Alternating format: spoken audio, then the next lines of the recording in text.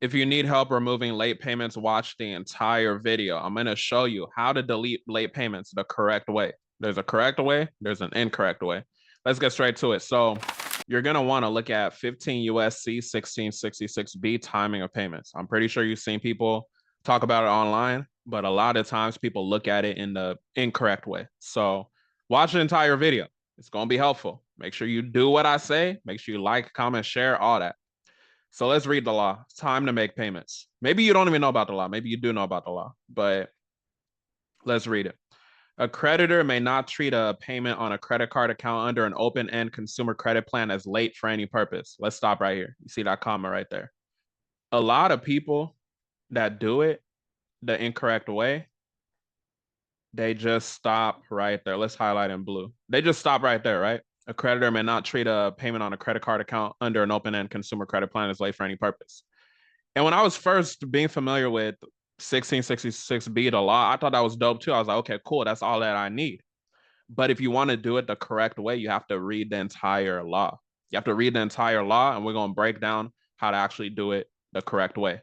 One thing about credit that you've got to realize, maybe you don't know, is that credit is one of those things where there's so many ways to get to the end of the destination. I always compare it to a boxing match, because in a boxing match, you don't know if you're going to knock someone out or someone's going to get knocked out in round 7. You don't know if it's going to be in round 5. You don't know if it's going to go all the way the distance in 12 rounds. So credit is one of those things that you just have to have a discipline, consistency, and just put maximum effort that you can put.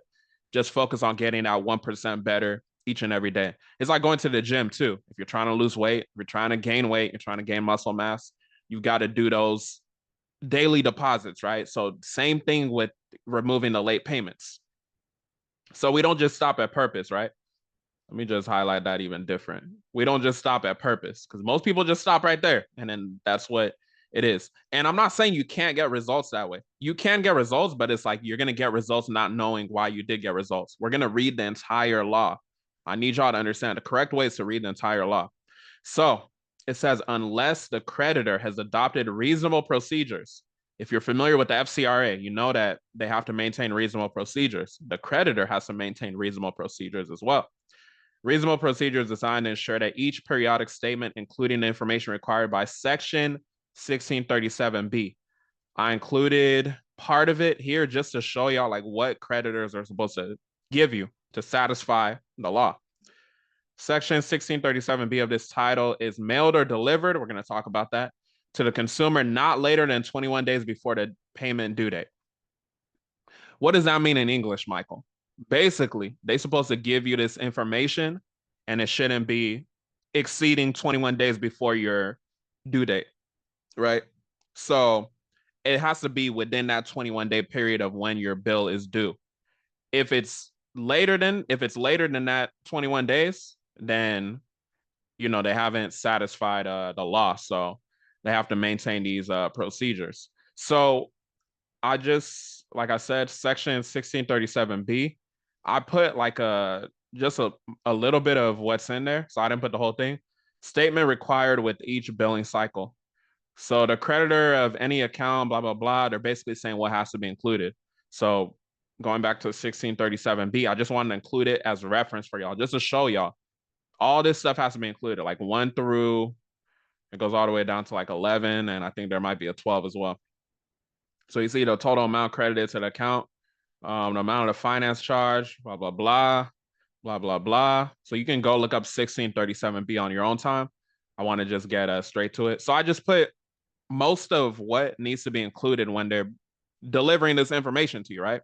So one thing I want y'all to be aware of, anytime you see a late payment, the first thing that you want to think about is it on a closed account or is it on an open account?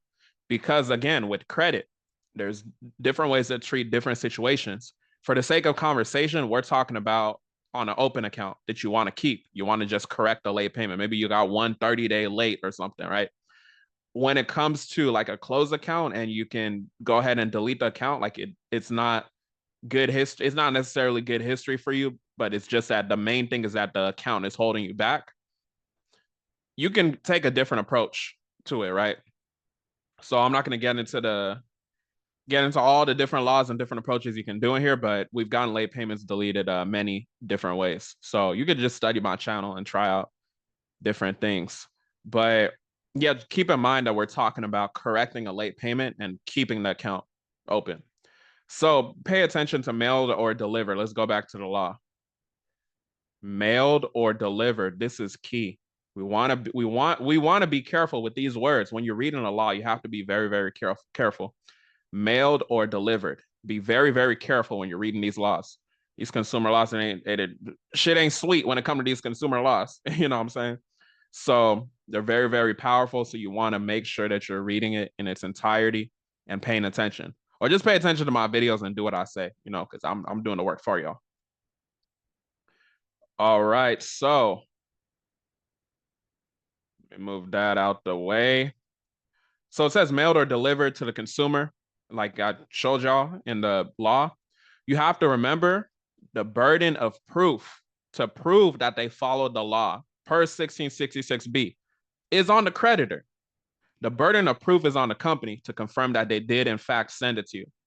And our approach when we're doing this, we're always asking them to prove that they did in fact send us the requirement, like, you know, the statement letting us know to basically to satisfy 1666B is my point.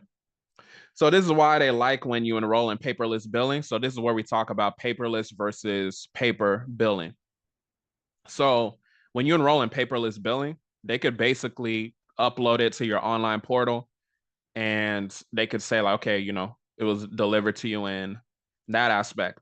But the thing is, we make it harder for them. And this is what you should do for yourself, your clients, whoever you're going through with a late payment. We make it harder for them when we enroll in paper billing. When we enroll in paper billing, now they have to mail it out to us, right? And that's kind of where we're going to use our angle to increase the likelihood of getting that deletion or correction, whatever you want to call it. So let's say you enroll in paper billing, which I recommend that you do for the sake of having this work in your favor. Once you enroll, they can claim like, oh, we did send it out to you and everything, right? The burden of proof is on them. Because the burden of proof is on them, I'm going to ask them to provide me with the tracking number based off of the certified mail, right?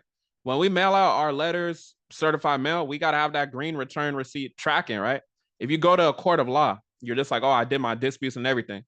The opposing counsel, which could be Experian, TransUnion, Equifax, they're gonna be if they didn't see that you did certified mail, prove it, right? So we're doing the same thing that they're doing. So we want to make them prove it. Ask them for the tracking number of the certified mail that they basically sent out. So they're not gonna mail it out certified to you. So they'll just be, oh, we mailed it out to you. But if you don't have a tracking ID number for that, then we can't prove that you sent it to me, right? We can't prove that they sent it to you. So this is the angle that we're taking. This has been powerful for us to get items deleted. Nothing is guaranteed when it comes to credit. I've told y'all this many times. The only thing that's guaranteed is if you don't take action, you're going to continue being in the same situation. So this is something that you can do to go ahead and get those late payments removed. And it's the correct way versus just stopping at purpose when we're reading the law, right?